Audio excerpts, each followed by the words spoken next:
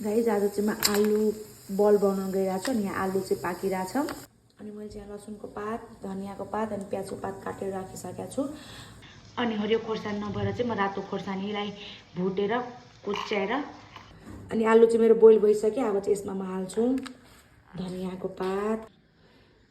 अनि काटेर राखेको लसुन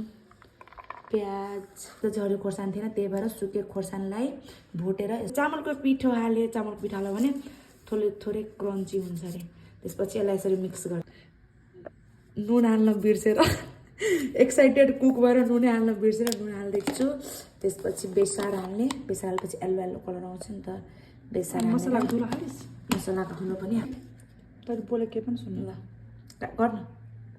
अनि मसलाको धुलो थोरै ओइल हाल्ने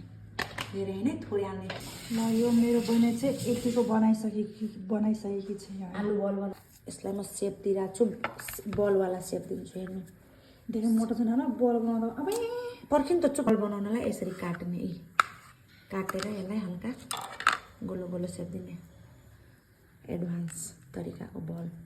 काटिसक्यो अब यसमा म मेरो आलु बल हाल्दैछु ओइल कम भयो जस्तो त ओइल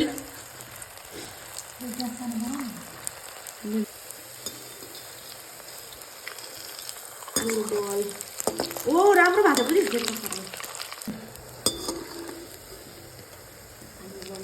रेडी भइसक्यो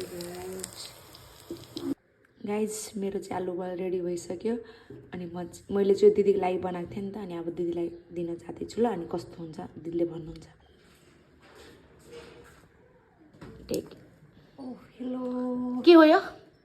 आलु बल यस्तो यस्तो पनि जज हुन्छ